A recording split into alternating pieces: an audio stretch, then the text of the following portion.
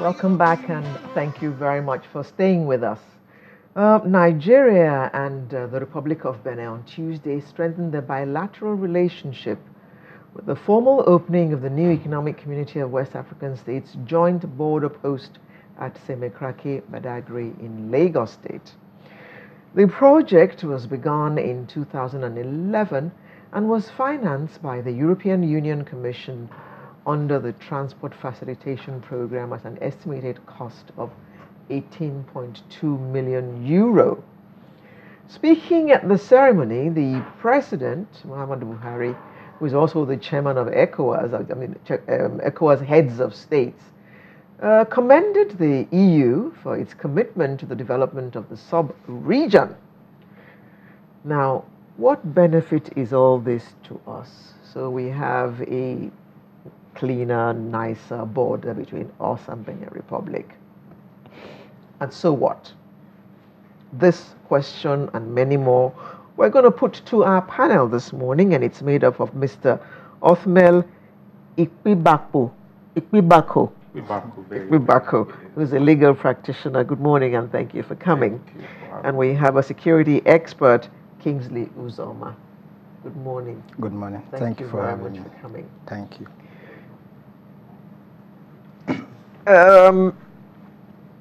Permit me to call you Ithmel. Othniel. Yes. Othniel. Othniel. Very well. Othniel. Okay. It's biblical. Othniel. I'm going to go find where it is in the Bible. Okay. Now, so we have this beautiful border, but we're used to people just crossing anyhow between Nigeria and Benin Republic. So this is going to now make it more difficult to cross. And what is the benefit of that to us or to Benin Republic, those who share that particular border? Very well. I will first of all commend the effort, because it's a progress, whichever way we look at it, because Nigeria has a lot of porous borders. So if there is an effort to actually man or secure a particular border, we must start from commendation, because we cannot emphasize the implication of allowing our borders to be invaded. Because there are social implications that is so wide. Talk about the security implication, the economic implication, because when borders are properly policed, we are able to know who comes into the country. That is number one. Then, in terms of goods coming in, we are able to charge duties. Okay. And definitely revenue comes to the government. We are also able to screen unwholesome goods. Nothing just coming. So from that prism, we must start from commending the government. However, the border has been there, and that is not the only issue. We have other porous borders.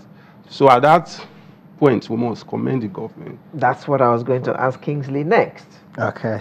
Because he started by saying that Nigeria has a lot of porous borders, and there's already a border post at Seme. Okay. So wouldn't we have done better to look at other porous? I mean, we're surrounded, apart from the water. Let's just say that they don't come in through the water. Okay. So all around the whole of Nigeria, we have borders with other countries. And from what we hear, these headsmen who are coming into Nigeria, we're told that they're not Nigerians. So all those other porous borders that we haven't looked at putting a post in any of them, but we have looked at this one that already has a post, and we have gone to improve on the post that is there. Okay. Well, taking it from there on the angle of porous borders, because as an expert, as sometime in 2013, we did our review, and then we came up with a statement that we have about 133 porous borders. So now we're looking at taking it from that angle 133, and you are not just coming to man just one.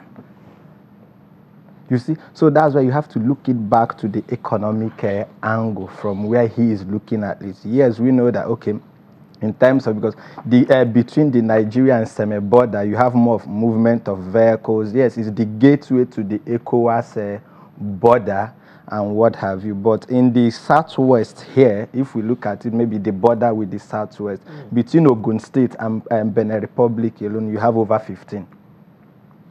Then you have that in Lagos. So unmanned borders. Then, but the focus is the semi-border, because if maybe a legal personality is crossing the border, you know that is your gateway to follow. So you do your proper documentations there. But before now, because I remember vividly, well, okay, between 2011 and 2014, I was regular in that border, you know, doing some surveillance and what have you. But again, you see that there are people who play key roles.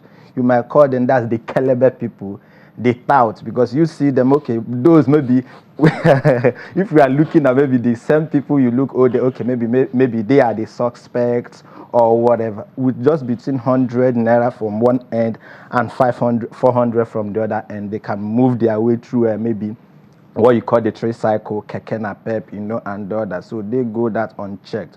But when we now come back to what happened there on Tuesdays, like maybe bringing some level of checks and balances, because you must start from somewhere.